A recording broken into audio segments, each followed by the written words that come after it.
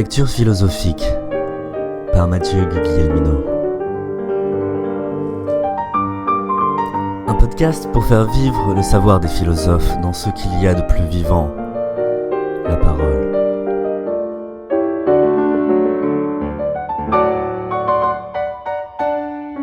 Cette semaine, une lecture de Friedrich Nietzsche. Ainsi parlait Zarathustra.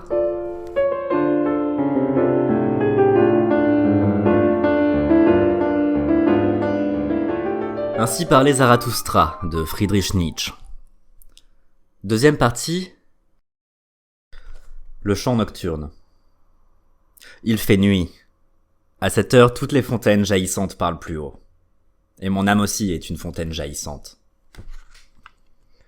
Il fait nuit, c'est à cette heure seulement que s'éveillent tous les chants de ceux qui aiment. Et mon âme aussi est chant d'un être qui aime. Il y a quelque chose en moi d'assoiffé, que rien ne peut apaiser. Cela veut élever la voix. Il y a en moi un désir avide d'amour.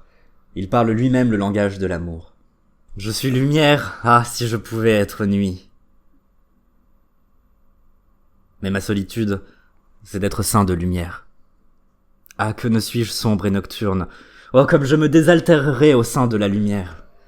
Et vous, petites étoiles scintillantes et petits vers luisants là-haut, comme je vous bénirai et comme je me réjouirai de vos présents de lumière. Mais je vis dans ma propre lumière. Je bois les flammes qui jaillissent de moi.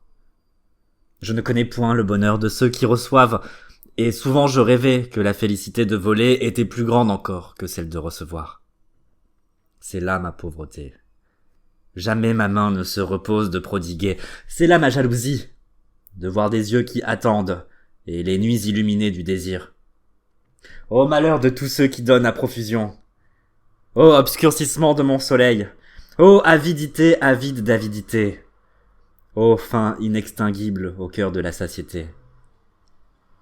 Ils prennent ce que je leur donne, mais touchais-je encore leur âme? Il y a un abîme entre donner et recevoir. Et c'est l'abîme le plus petit qu'on ne peut recouvrir qu'en dernier. Une fin croît de ma beauté. J'aimerais faire mal à ceux que j'éclaire, j'aimerais piller ceux à qui j'ai prodigué des cadeaux. C'est ainsi que j'ai faim de méchanceté.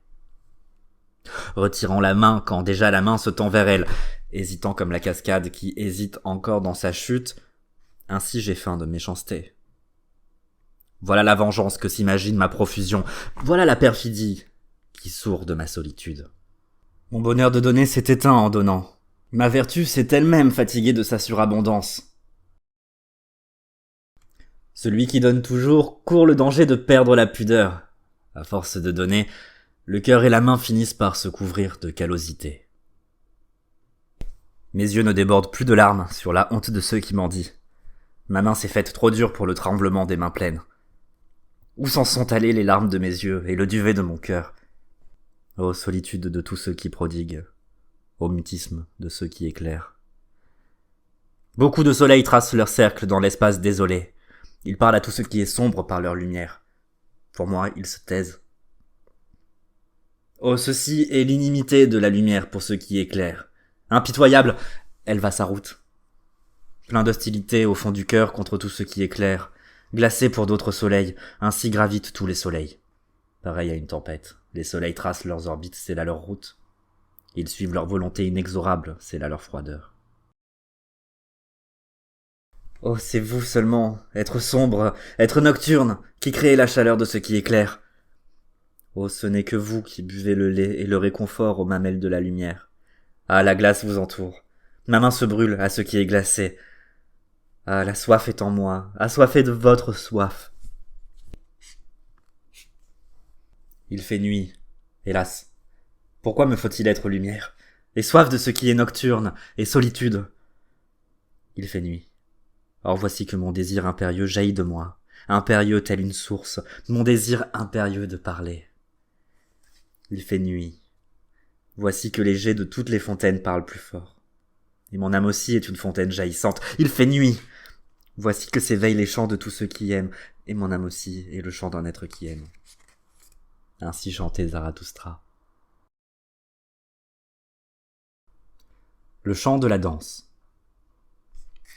Un soir, Zarathustra passait avec ses disciples à travers la forêt, et cherchant une fontaine, voici qu'il arriva à une verte prairie, qu'entouraient des arbres et des buissons silencieux. Des jeunes filles y dansaient entre elles.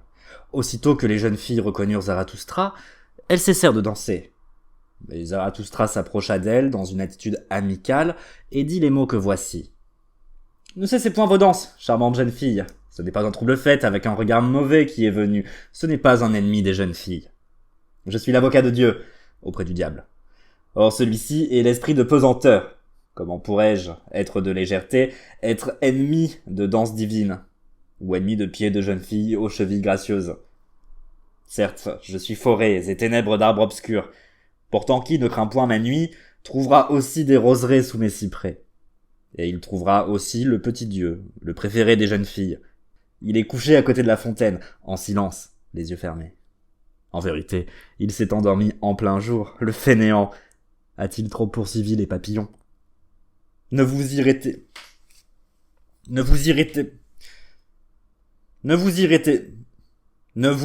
pas contre moi, belle danseuse. Si je corrige un peu le petit Dieu, il va crier et pleurer, mais il prête à rire même quand il pleure. Et les larmes aux yeux, il va vous demander de lui accorder une danse. Et moi-même, je veux accompagner sa danse d'une chanson. Une chanson à danser, qui raille l'esprit de pesanteur, mon diable très haut et très puissant, dont ils disent qu'il est le maître du monde. Et voici la chanson que chanta Zarathustra, lorsque Cupidon et les jeunes filles dansèrent ensemble. Naguère j'ai plongé mon regard dans tes yeux, ô vie, et il me sembla sombrer alors dans l'insondable. Mais tu m'en retiras à l'aide de ta canne à pêche dorée, et tu eus un rire moqueur lorsque je te nommai insondable. C'est ainsi que parlent tous les poissons, as-tu dit. Ce qu'ils ne parviennent pas à sonder est insondable. Mais je ne suis que changeante, et sauvage, et femme en toutes choses, mais sans vertu. Bien que pour vous, les hommes, je sois la profonde, ou la fidèle, l'éternelle, ou la mystérieuse. Pour vous, les hommes, vous ne cessez de nous gratifier de vos propres vertus, ô vertueux que vous êtes. Ainsi riait-elle. L'incroyable. Mais je ne la crois jamais, et je ne crois pas son rire, quand elle dit du mal d'elle-même. Et comme je parlais, entre quatre yeux, avec ma sagesse sauvage, elle me dit pleine de colère. Tu veux, tu désires, tu aimes, c'est uniquement pourquoi tu loues la vie. J'étais sur le point de lui répondre vertement et de lui dire ses vérités à elle qui était en colère. Et l'on ne peut répondre plus vertement qu'en disant la vérité à sa sagesse. C'est ainsi que les choses se passent entre nous trois. Fondamentalement, je n'aime que la vie, et en vérité surtout quand je la hais. Mais que je sois bon avec la sagesse, et souvent trop bon, cela vient de ce qu'elle me rappelle tant la vie. Elle a son regard, son rire et même sa petite canne à pêche dorée. Qui puis-je si elles se ressemblent tant toutes deux? Et lorsqu'un jour la vie me demanda « Qu'est-ce que donc la sagesse ?» J'ai répondu avec empressement « Eh oui, la sagesse !» On a soif d'elle, et on ne se rassasie point. On regarde à travers des voiles, on tente de l'attraper à l'aide de filets. Est-elle belle? Est-ce que je sais? Mais elle appâte encore les carpes les plus vieilles. Elle est changeante et entêtée. Souvent je l'ai vue se mordre les lèvres et se peigner à rebrousse-poil. Peut-être est-elle méchante et perfide et en toute chose une vraie femme. Mais c'est quand elle dit le plus de mal d'elle-même qu'elle est le plus séduisante. Comme je dis ceci à la vie, elle eut un rire méchant et ferma les yeux. « De qui parles-tu donc ?» dit-elle. « De moi, n'est-ce pas ? Et même si tu avais raison, me dit-on cela ainsi en face ? Et maintenant, vas-y, parle donc aussi de ta sagesse. »« Ah, voici que tu rouvris les yeux, vie bien-aimée. » Et il me sembla de nouveau sombrer dans l'insondable. Ainsi chantait Zarathustra. Mais quand la danse eut pris fin, et que les jeunes filles se fussent en allées, il devint triste. « Le soleil est couché depuis longtemps, dit-il enfin. Les prés sont humides, et un air frais vient des forêts. Quelque chose d'inconnu m'entoure, qui regarde pensivement. Quoi, tu es encore en vie, Zarathustra? Pourquoi? À quelle fin? Par quoi? Vers où? Comment? N'est-ce pas folie de vivre encore? Ah, mes amis, c'est le soir dont les questions sont aussi issues de ma bouche. Pardonnez ma tristesse. Le soir est venu. pardonnez-moi que le soir soit venu. Ainsi parlait Zarathustra.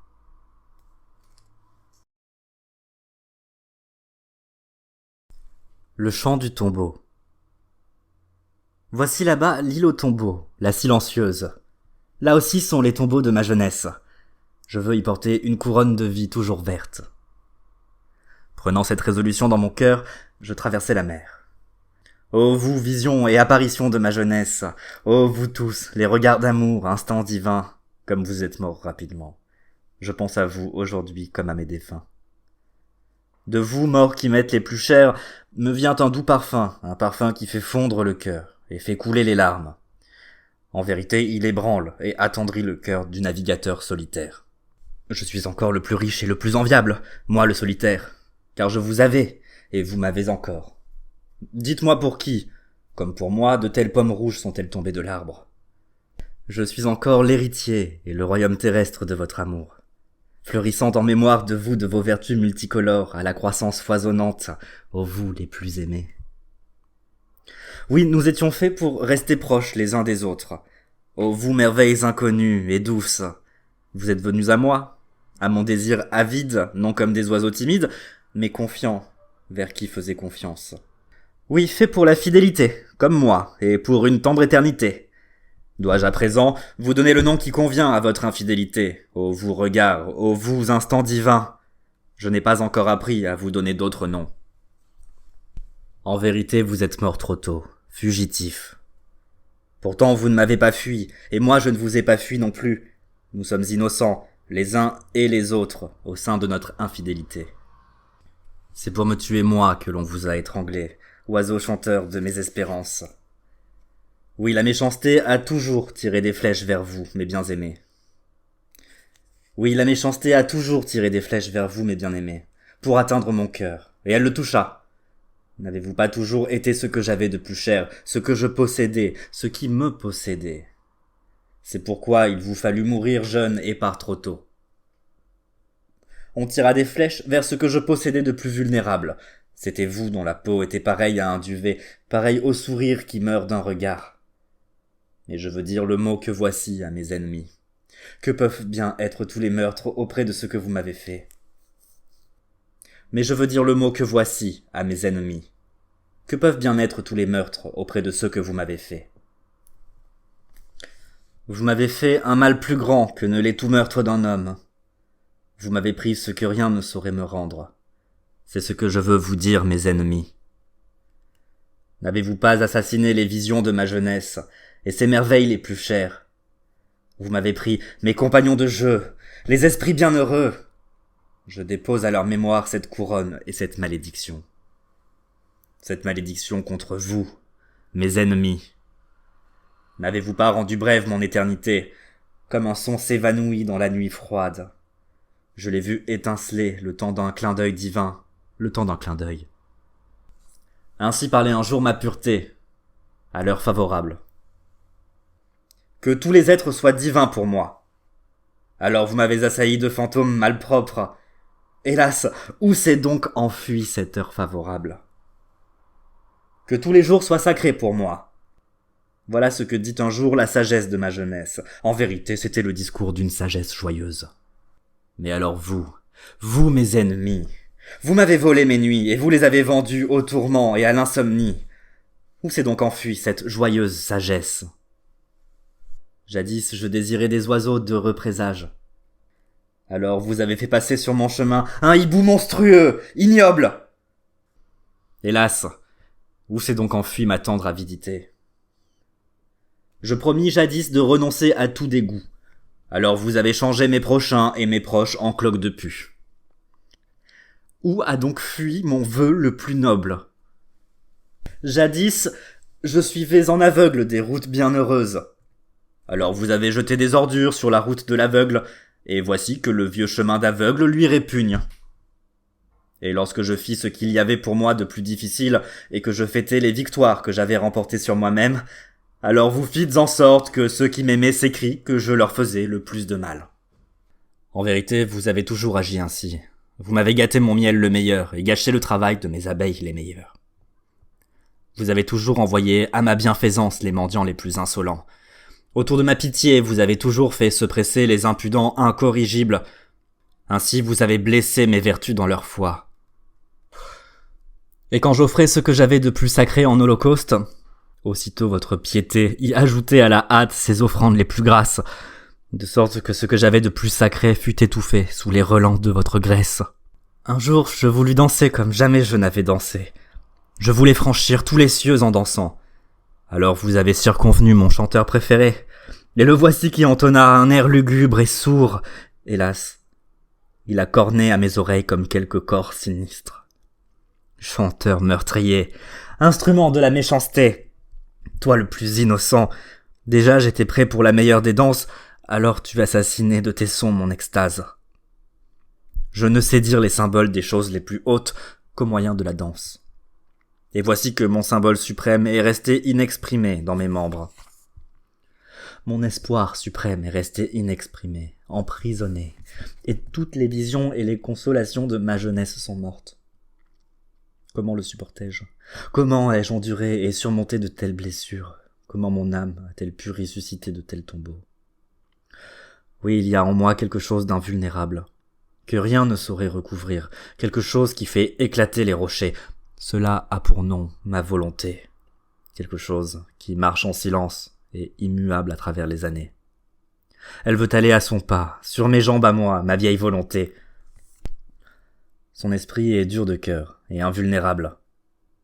Je ne suis invulnérable qu'au talon, et toi tu vis toujours et restes pareil à toi-même. Ô toi, la très patiente, toujours tu as réussi à te frayer un chemin à travers tous les tombeaux.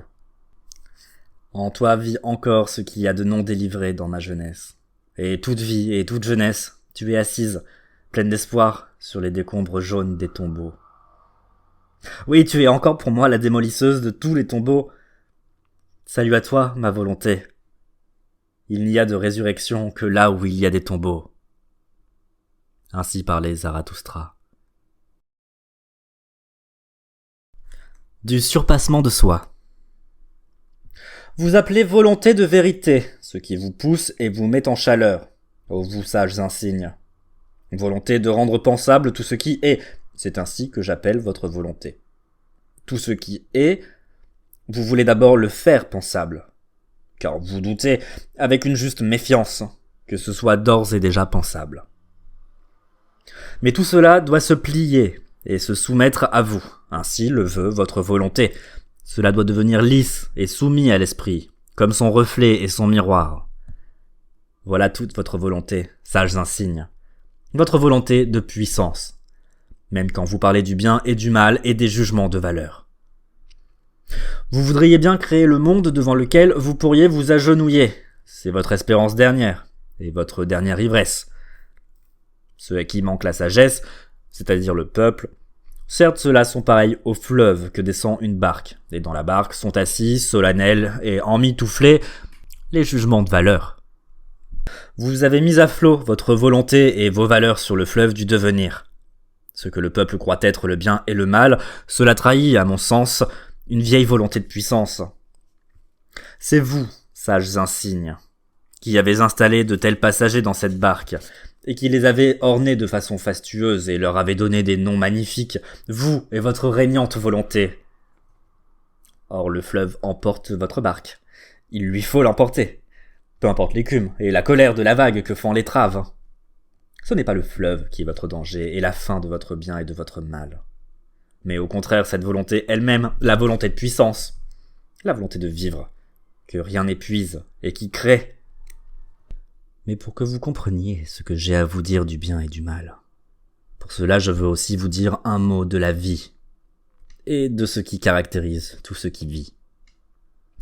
J'ai suivi pas à pas ce qui est vivant, ses chemins les plus grands et les plus petits, pour que je connaisse ce qui le caractérise. Avec un miroir à 1000 facettes, j'ai recueilli son regard quand sa bouche était fermée, afin que ses yeux me parlent. Et ses yeux me parlaient. Mais là où je trouvais ce qui était vivant, j'entendais toujours parler d'obéissance. Tout ce qui est vivant est quelque chose d'obéissant. Et voilà ce que j'entendis en deuxième lieu. On commande à celui qui ne peut s'obéir lui-même. C'est là ce qui caractérise ce qui est vivant. Et voilà ce que j'entendis en troisième lieu, qu'il est plus difficile de commander que d'obéir. Et non seulement parce que celui qui commande porte le poids de tous ceux qui y obéissent, et que ce poids facilement l'écrase. Oui, même quand il commande à lui-même. Là aussi, il faut expier le fait de commander. Il faut devenir le juge, et le vengeur, et la victime de sa propre loi. Comment cela se fait-il, me demandai-je? Qu'est-ce qui persuade le vivant d'obéir et de commander, et que commandant, il pratique encore l'obéissance? Écoutez le mot que j'ai à vous dire. Vous les sages insignes, examinez sérieusement si je me suis glissé jusqu'au cœur de la vie, si j'ai pénétré jusqu'aux racines de son cœur. Où j'ai trouvé du vivant, j'ai trouvé de la volonté de puissance. Et même dans la volonté du servant, je trouvais la volonté de devenir maître. Que ce qui est plus faible serve ce qui est plus fort. Ce qui l'en persuade, c'est sa volonté d'être, à son tour, le maître de ce qui est plus faible encore. C'est le seul plaisir auquel il ne veuille pas renoncer.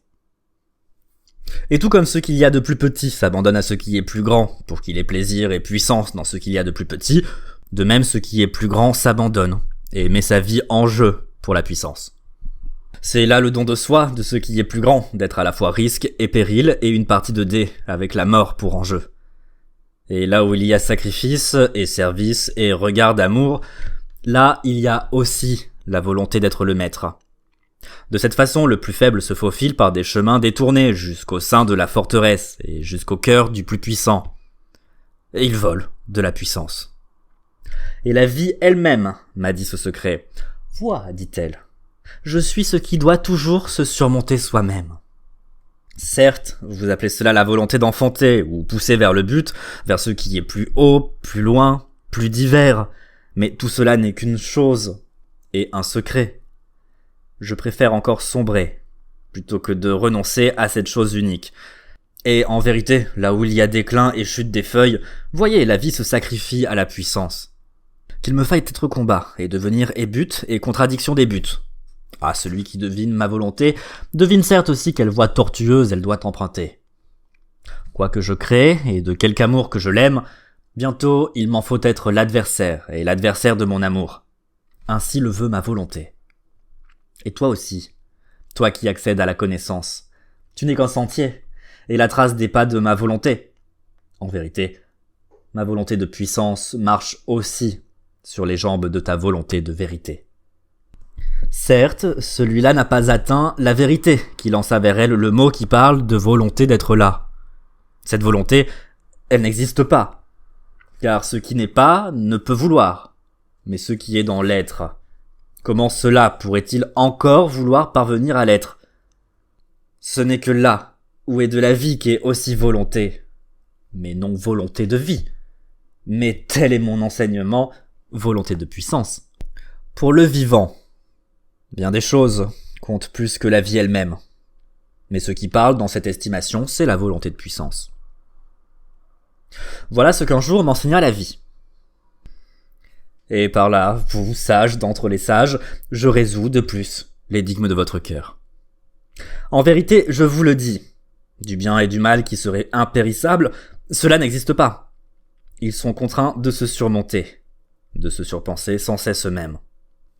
Grâce à vos valeurs, et à vos paroles du bien et du mal, vous faites usage de violence, évaluateur que vous êtes, et c'est votre amour caché, et l'éclat et le tremblement et le débordement de votre âme. Mais il y a une force plus grande, qui croit de vos valeurs et de votre surpassement. L'œuf et la coquille s'y brisent. Et celui qui doit être un créateur, dans le bien et le mal, en vérité, celui-là doit d'abord être un anéantisseur, briser des valeurs. Ainsi, le mal suprême appartient à la suprême bonté, mais celle-ci est la bonté créatrice. Parlons-en, vous sages insignes, bien que peu de choses soient pires. Se taire est pire encore. Toutes les vérités tues deviennent vénéneuses. Et que se brise tout ce qui peut se briser contre nos vérités. Il y a encore tant de maisons à construire. Ainsi parlait Zarathustra.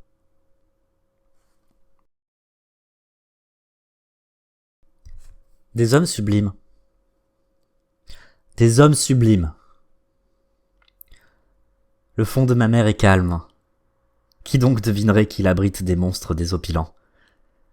Ma profondeur est inébranlable, mais elle brille d'énigmes flottantes et d'éclats de rire. Aujourd'hui, j'ai vu un homme sublime, solennel, impénitent de l'esprit. Oh, ce que mon âme a pu rire de sa laideur. La poitrine bombée, et pareil à ceux qui inspireraient de l'air, il se tenait là debout et il se taisait. Il brinque-ballait de laide vérité, son butin de chasse. Riche de vêtements déchirés, beaucoup d'épines aussi étaient accrochées à lui. Mais je n'ai pas vu de rose. Il n'a pas encore appris ni le rire, ni la beauté. L'air sombre, ce chasseur est revenu de la forêt de la connaissance. Il est entré du combat contre des bêtes sauvages, mais son air sérieux est encore le regard de la bête sauvage, une bête sauvage non surmontée.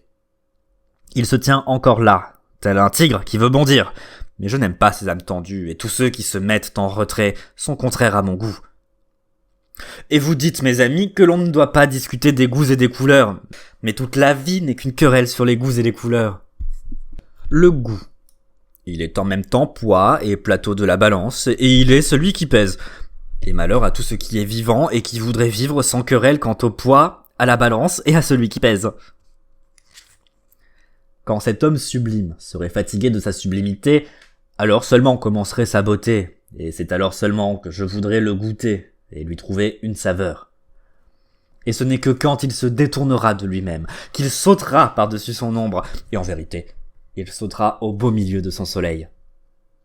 Il a par trop longtemps été assis dans l'ombre. Les joues de ce pénitent de l'esprit sont devenues toutes pâles. Ce qui l'attendait l'a presque fait mourir de faim. Il y a encore du mépris dans son œil, et sa bouche recèle du dégoût. Certes, il se repose maintenant, mais son repos ne s'est pas encore étendu au soleil. Il devrait faire de même que le taureau, et son bonheur devrait sentir la terre et non pas le mépris de la terre. J'aimerais le voir en taureau blanc, précédant la charrue et son attelage, soufflant et mugissant, et son meuglement chanterait la louange de la terre. Son visage est encore sombre. L'ombre de la main y joue. L'expression de son regard est encore voilée d'ombre. Son action elle-même est encore l'ombre qui pèse sur lui. La main obscurcit celui qui agit. Il n'a pas encore surmonté l'action qu'il a faite. Certes, ce que j'aime en lui, c'est la nuque du taureau. Mais je veux en outre maintenant voir le regard de l'ange. Il lui faut encore désapprendre sa volonté d'être héros. Il doit être un homme suprême, pas seulement sublime. Que l'éther lui-même le soulève, cet homme sans volonté. Il a dompté des monstres, résolu des énigmes, mais il devrait aussi délivrer ces monstres et ces énigmes. Il devrait les transformer en enfants célestes. Sa connaissance n'a pas encore appris à sourire et à être sans jalousie. Sa passion débordante ne s'est pas encore apaisée dans la beauté. En vérité, ce n'est pas dans la satiété que doit se taire et plonger son désir exigeant, mais dans la beauté. La grâce fait partie de la générosité d'âme de ceux qui ont l'esprit tourné vers les grandes choses. Le bras sur la tête, c'est ainsi que devrait se reposer le héros, c'est ainsi qu'il devrait surmonter même son repos. Mais c'est justement pour le héros que le beau est la chose la plus difficile. À toute volonté violente, le beau est inaccessible. Un peu moins, un peu plus. Et ici, justement, c'est beaucoup, c'est même l'essentiel. Se tenir debout, les muscles détendus et la volonté dételée, c'est pour vous ce qu'il y a de plus difficile, vous les hommes sublimes. Quand la puissance se fait clémente et descend dans le visible, j'appelle beauté une telle descente. Et de personne, je ne veux autant que de toi justement, la beauté. Toi qui es puissant et fort. Que ta beauté soit l'ultime victoire que tu remportes sur toi-même. Je te sais capable de tout le mal possible. C'est pourquoi j'exige de toi le bien. En vérité, souvent, j'ai ri des faiblards qui se croient bons parce qu'ils ont eu la patte paralysée. Tu dois t'efforcer d'imiter la vertu de la colonne. Elle devient plus belle et plus délicate, mais au centre plus dur et plus apte à porter au fur et à mesure qu'elle monte. Oui, toi qui es sublime, un jour tu seras beau et présenteras le miroir à ta propre beauté. Alors ton âme frémira d'avidité divine, et il y aura encore de l'adoration dans ta vanité. Ceci est en effet le secret de l'âme. Ce n'est que lorsque le héros l'a abandonné que s'approche, en rêve, le surhéros. Ainsi parlait Zarathustra.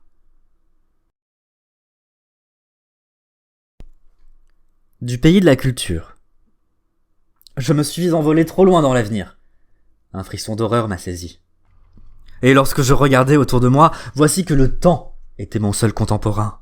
Alors je me suis enfui. Je suis retourné chez moi, et avec une hâte toujours plus grande. C'est ainsi que je suis parvenu jusqu'à vous, homme d'à présent et au pays de la culture. Pour la première fois, j'avais un regard pour vous, et j'étais bien disposé. En vérité, je suis venu le désir plein le cœur. Que m'arriva-t-il ? Malgré ma peur, il me fallut rire. Jamais mes yeux n'ont rien vu d'aussi bariolé. Je ris et ris tandis que mon pied tremblait encore, et mon cœur aussi. Mais c'est ici la patrie de tous les pots de couleur, m'écriai-je. Le visage et les membres peints de 50 taches de couleur, c'est ainsi qu'à ma stupeur, je vous vis assis, homme d'aujourd'hui. Et disposez autour de vous 50 miroirs qui flattaient votre jeu de couleurs et le reproduisaient. En vérité, vous ne pourriez porter de meilleur masque. Vous, homme d'à présent, que votre visage, qui pourriez vous reconnaître ? Couvert tout entier des signes écrits du passé et ces signes eux-mêmes recouverts d'autres encore, barbouillés par-dessus. Ainsi, vous vous êtes caché de tous les déchiffreurs de signes. Et fût-on celui qui scrute les reins et le cœur ? Qui donc pourrait croire que vous avez des reins ? Vous avez été fait d'un bouillon de couleurs et de fiches encollées. On voit, multicolores, toutes les époques et tous les peuples à travers vos voiles. Toutes les coutumes et toutes les croyances parlent un langage bariolé dans vos attitudes. Celui qui vous dépouillerait des voiles, des draperies, des couleurs et des attitudes, il lui resterait juste assez de vous pour en effrayer les oiseaux. En vérité, moi-même, je suis l'oiseau effrayé, qui vous a un jour vu tout nu et sans couleur, et je me suis envolé à tire-d'aile lorsque le squelette me fit des signes d'amour. J'aimerais mieux encore être journalier dans le monde des enfers et auprès des ombres du passé. Les habitants des mondes d'en bas sont encore plus gras et plus pleins que vous. Oui, c'est cela, l'amertume de mes entrailles. Vous, homme d'à présent, que je ne puisse vous supporter ni tout nu, ni habillé. Tout ce qui est inquiétant dans l'avenir, et tout ce qui jadis faisait frémir les oiseaux à jamais envolés, est en vérité plus rassurant encore et plus familier que votre réalité. Car vous parlez ainsi, nous sommes réels, tout entier, sans foi ni superstition, ainsi bombez-vous le torse, bien que vous n'en ayez guère. Oui, comment pourriez-vous donc croire, vous qui êtes parsemés de taches de couleur, vous qui n'êtes que les tableaux peints de tout ce qu'on n'a jamais cru. Vous êtes des réfutations ambulantes de la foi elle-même, et vous brisa les os à toutes les pensées. Être indigne de foi, c'est ainsi que je vous appelle, gens de réalité. Toutes les époques jacassent les unes contre les autres dans vos esprits, et les rêves de toutes les époques et leur bavardage étaient plus réels encore que vous l'êtes à l'état de veille. Vous êtes stérile, c'est pourquoi la foi vous manque. Mais celui qui devait créer, celui-là avait toujours ses rêves de vérité et ses signes dans les étoiles. Il avait foi dans la foi.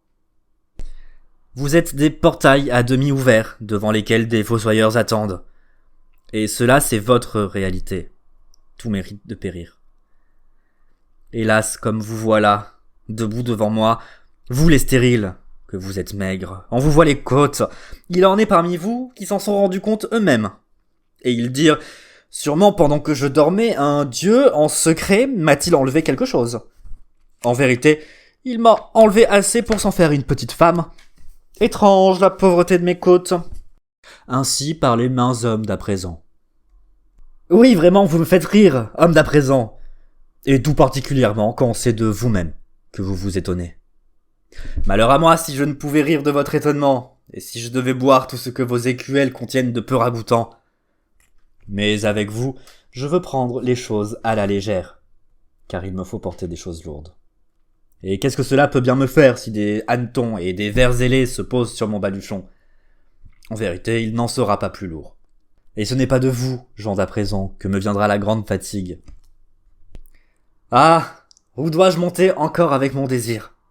Du haut de toutes les montagnes, je cherche du regard des patries et des terres maternelles. Mais de pays natal, je n'en trouvais nulle part.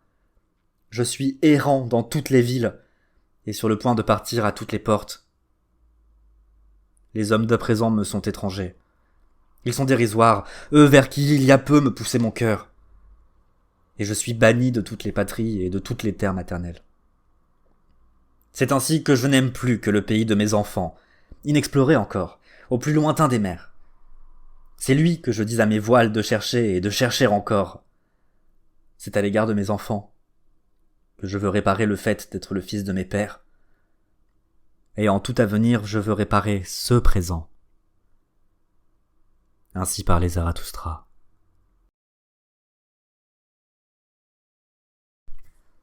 De l'Immaculée Connaissance. De l'Immaculée Connaissance. Lorsqu'hier la lune se leva, je supposai qu'elle voulait donner naissance à un soleil, tant elle s'étalait à l'horizon, large et pleine. Mais sa grossesse n'était que mensonge, et je croirais plutôt à l'homme dans la lune qu'à la femme. Certes, il est bien peu homme, ce noctambule timide. En vérité, il chemène plein de mauvaise conscience par-dessus les toits. Car il est lascif et jaloux, le moine qui habite la lune. Il nourrit un désir libidineux pour la terre et toutes les joies des amoureux. Non, je ne l'aime pas, ce chat sur les toits. Tous ceux qui se faufilent autour de fenêtres mi-closes me répugnent. Pieux et silencieux, ils marchent sur des tapis d'étoiles. Mais je n'aime pas les pas des hommes trop légers où ne sonnent pas d'éperons. Le pas d'un homme loyal parle, mais le chat passe furtivement sur le sol. Et voyez, la lune vient comme un chat déloyal. Je vous dis cette parabole à vous, hypocrites sensibles, vous qui prétendez à la connaissance pure, vous, je vous appelle des libidineux. Vous aussi, vous aimez la terre et ce qui est terrestre, je vous ai deviné. Mais il y a de la honte dans votre amour et de la mauvaise conscience. Vous êtes semblables à la lune. On a convaincu votre esprit du mépris de ce qui est terrestre, mais non vos entrailles. Ce sont elles, ce qu'il y a en vous de plus fort. Or, votre esprit a honte d'être soumis à vos entrailles, et pour fuir sa propre honte, il suit des chemins. Or, votre esprit a honte d'être soumis à vos entrailles, et pour fuir sa propre honte, il suit des chemins détournés et trompeurs. Voilà qui serait pour moi ce qu'il y a de plus haut. C'est ainsi que parle votre esprit mensonger à lui-même. Regardez la vie sans convoitise avide, et non pas, pareil au chien, la langue pendante. Être heureux de regarder, avec une volonté morte, sans la morsure et l'avidité de l'égoïsme, le corps tout entier froid et d'un gris de cendre, mais les yeux enivrés de lune.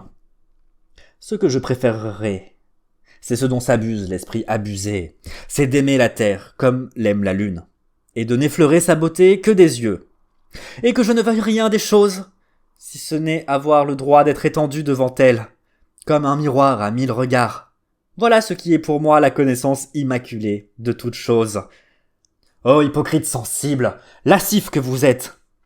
Il vous manque l'innocence de l'avidité, et c'est pourquoi vous calomniez le désir avide. En vérité, ce n'est pas comme créateur, générateur joyeux de devenir que vous aimez la terre. Où y a-t-il innocence? Là où il y a volonté de génération. Et celui qui veut créer au-delà de lui-même, celui-là possède, à mes yeux, la volonté la plus pure. Où y a-t-il beauté? Là où il me faut vouloir avec toute ma volonté. Là où je veux aimer et sombrer pour qu'une image ne reste pas seulement une image. Aimer et sombrer, cela rime depuis des éternités. Volonté d'amour, c'est aussi consentement à la mort. Voilà ce que j'ai à vous dire, pleutre que vous êtes. Et vous prétendez, vous les émasculés, qu'il y a de la contemplation dans vos yeux qui louchent, et tout ce que peuvent tâter de lâches regards, tout cela, il faudrait le baptiser du mot beau. Oh, vous qui souillez tous les noms nobles. Mais ce sera votre malédiction. Vous, les immaculés, vous, adeptes de la connaissance pure, de ne jamais donner naissance à rien. Et seriez-vous étendus à l'horizon, large et gravide? En vérité, vous avez la bouche pleine de mots nobles. Et nous devrions croire que votre cœur déborde, fieffé menteur que vous êtes. Mais mes mots, à moi, sont des mots de peu d'importance, des mots méprisés et tordus. Volontiers, je ramasse ce qui tombe sous la table lors de votre repas. Grâce à eux, je peux toujours dire la vérité aux hypocrites. Oui, mes arêtes, mes coquilles et mes piquants doivent me servir à chatouiller le nez des hypocrites. Il y a toujours du mauvais air autour de vous et de vos repas. Oui, vos pensées libidineuses, vos mensonges, vos cachotteries remplissent l'air. Osez donc d'abord croire en vous-même et en vos entrailles. Qui ne croit en lui-même ment toujours. Vous vous êtes attaché le masque d'un dieu devant la figure, vous les purs. Votre ignoble ver de terre s'est réfugié dans le masque d'un dieu. En vérité, vous êtes trompeurs, vous les contemplatifs. Même Zarathustra fut jadis dupe de vos dépouilles divines. Il n'a pas su deviner le nœud de vipère dont elles étaient bourrées. Je crus jadis voir l'âme d'un dieu jouer au cœur de vos jeux. Vous, adeptes de la connaissance pure, il ne me semblait pas y avoir d'art meilleur que votre savoir-faire. La distance me cachait les déjections de serpents et l'odeur nauséabonde. J'ignorais que la ruse d'un lézard rôdât ici, libidineuse. Mais je me suis approché de vous. Alors le jour s'est fait pour moi. Et le voilà qui vient vers vous. Et c'en est fini des amours de la lune. Regardez donc. La voilà, la lune, pâle et penaude face au soleil levant. Car le voilà qui vient. Lui l'incandescent. Son amour pour la terre vient. Tout amour du soleil est innocence et avidité de créateur. Regardez avec quelle impatience il s'élève par-dessus la mer. Ne sentez-vous pas la soif et l'haleine chaude de son amour ? Il veut aspirer la mer, et boire ses profondeurs, et les élever jusqu'à lui. L'avidité de la mer s'élève comme le souffle de 1000 poitrines. La mer veut sentir le baiser du soleil. Elle veut être aspirée par sa soif. Elle veut devenir air et hauteur et sentier de lumière et lumière elle-même. En vérité, pareil au soleil, j'aime la vie et toutes les mers profondes. Et voilà ce que j'appelle connaissance. Tout ce qui est profond doit monter jusqu'à ma hauteur. Ainsi parlait Zarathustra.